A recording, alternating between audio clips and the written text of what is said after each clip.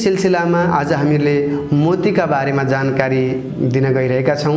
मोती एउटा हेर्दा अत्यन्तै सामान्य तर भूमिकाका हिसाबले अत्यन्तै महत्त्वपूर्ण रत्न हो। यो सर्वसुलभ रत्नका रूपमा पनि लिन सकिन्छ। मोतीले मनको चाञ्चल्यता हटाउने काम गर्दछ। मोतीलाई चन्द्रमाको मुख्य रत्नका रूपमा पनि लिइन्छ। कर्क लग्न तथा कर्क राशिका व्यक्तिहरूले आजीवन मोती धारण गर्न सक्नुहुनेछ। मोती धारण गर्दा बिहीबार वा आइतबार पुष्य नक्षत्रका दिन सूर्योदयदेखि बिहानको 10 बजे भित्र चाँदीको औँठीमा मोती जडान गर्न सक्नुहुनेछ। मोतीको तौल 4 रति भन्दा कम हुनु हुँदैन। यसको अर्थ मोतीको तौल 4 रति भन्दा बढी तौलको मोती धारण गर्नुपर्ने हुन्छ।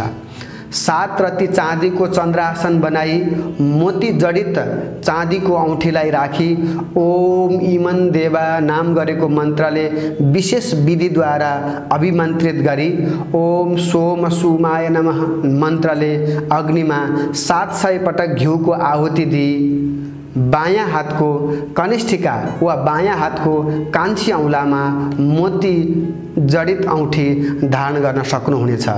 जसका कारणबाट तपाईलाई कर्क राशिमा भएका व्यक्तिहरू र चन्द्रमामा भएको अशुभ फलहरूलाई कम गरी जीवनमा सुख शान्ति र समृद्धि प्राप्त गर्नका लागि मोतीले अत्यन्तै महत्त्वपूर्ण भूमिका खेल्न सक्दछ।